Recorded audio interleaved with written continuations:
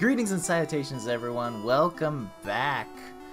Fun fact, I had to go actually heal up my Pokemon, but you can do so just through your own home. That makes it a bit easier. But just one of those cute little facts about Pokemon Gen 1, but this is where you start back. After you defeat the Elite Four, you come back here, and bam! You can go on your own adventure once more. Useful if you're going to go collect all the Pokemon, filling out your Pokédex, or if you're going to capture the rare and elusive Mewtwo.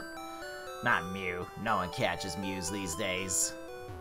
But we're not doing any of that. Today's our little segment for answering some questions. The QuickChange Questions. Bada boom! I figure we should talk about just this game a little bit without the worry of being in battles and whatnot. Nah, Fat Kid's still here. Doing great. See, you're still spouting out nonsense. Mad witchcraft. Anyway, so, first question I should talk about is, why did I pick this game? This game I picked specifically in mind for sort of reliving my childhood dreams, as it were. I'm just going back. This is pure nostalgia, as it were. This was actually the first game I ever played for the Game Boy in the entire lineup. It's one of the earliest video games of my life. Look at that little Rattata. Look at that little Rattata. And actually, I still have the stuff. Hold on, let me show you. Look at this, guys. This is the Game Boy. This is my first Game Boy, as it were. It's still functional. Start and select definitely don't work as well. Needs a different battery case because the old one broke. Also needs batteries, but tiny details. And then this is the red version. This is the game that first started it all off for me. And both of these things are still functional, amazingly enough, after all these years. Haven't had to, do any repairs to them or whatnot. Just, keep them in good shape. But like I said, start and select on that Game Boy, little broken in terms of sensitivity. You have to really push hard. But other than that, it's still a functioning game. And I must have played red version so many times. It's just always been an amazing adventure, and it really got me into the spirit of RPGs in general. Honestly, and Pokemon is what introduced to me to this concept. With you have these turn-based battles, you level up to get stronger, and it's super cool. Next question. Who is my favorite Pokemon? That's not even a total surprise. I picked it earlier on. I mentioned it, but it's Charizard, the whole Charmander family, indeed.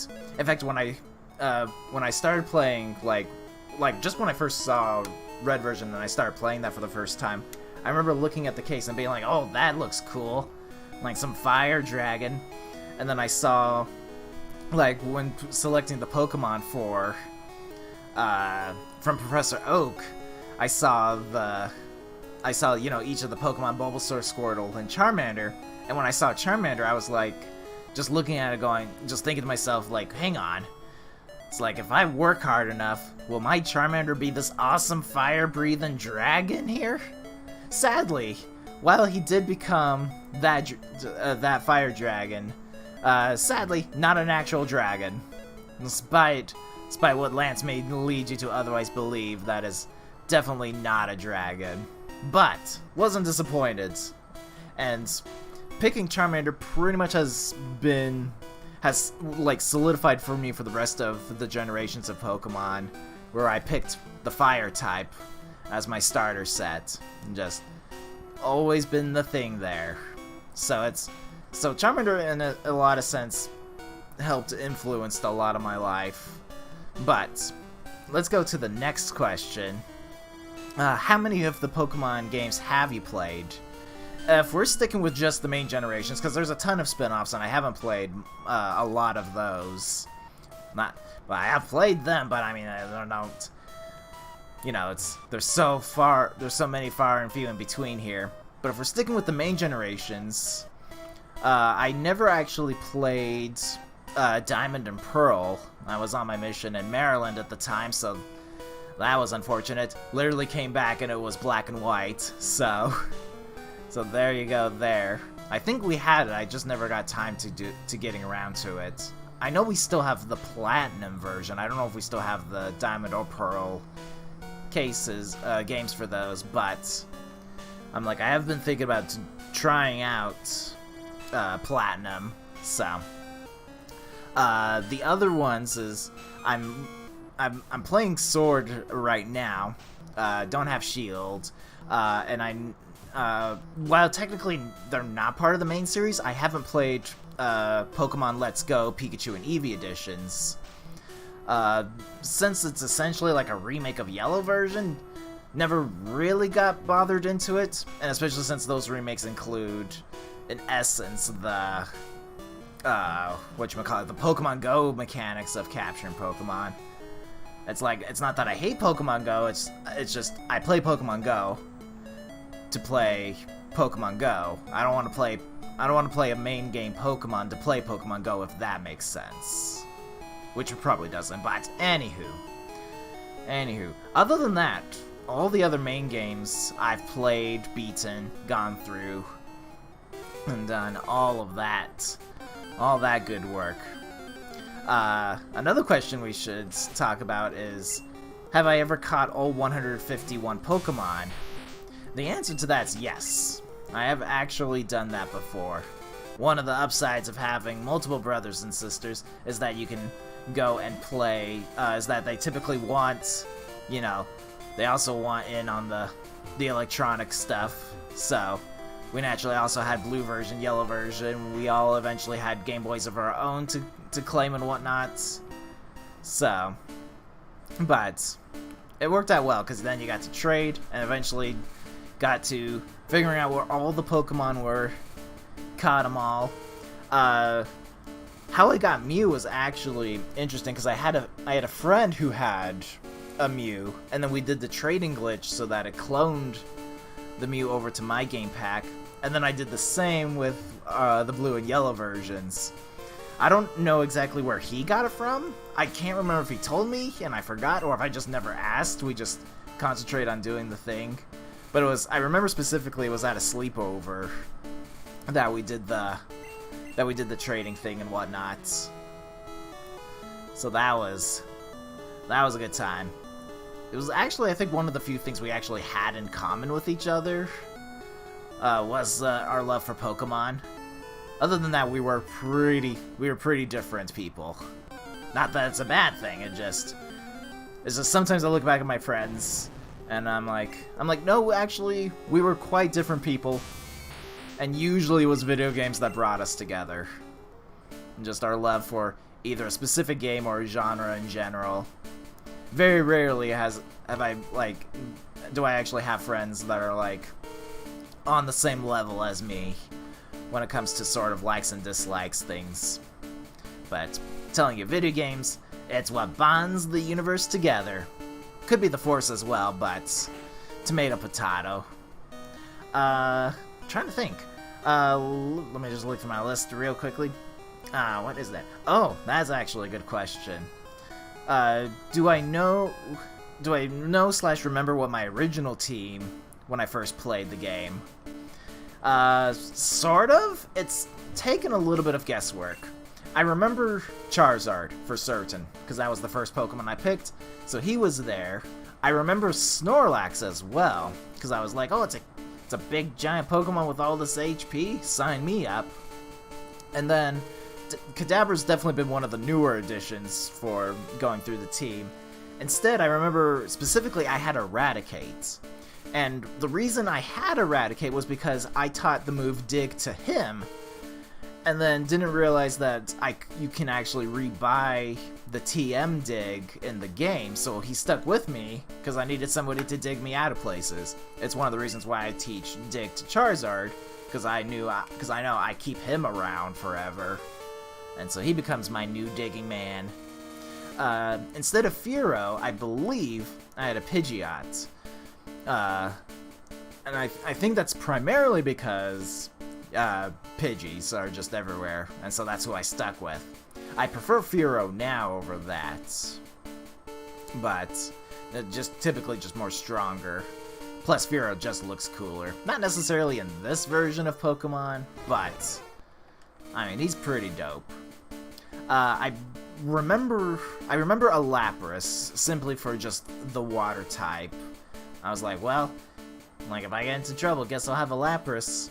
I don't think I had a Raichu. Think's a very strong word here.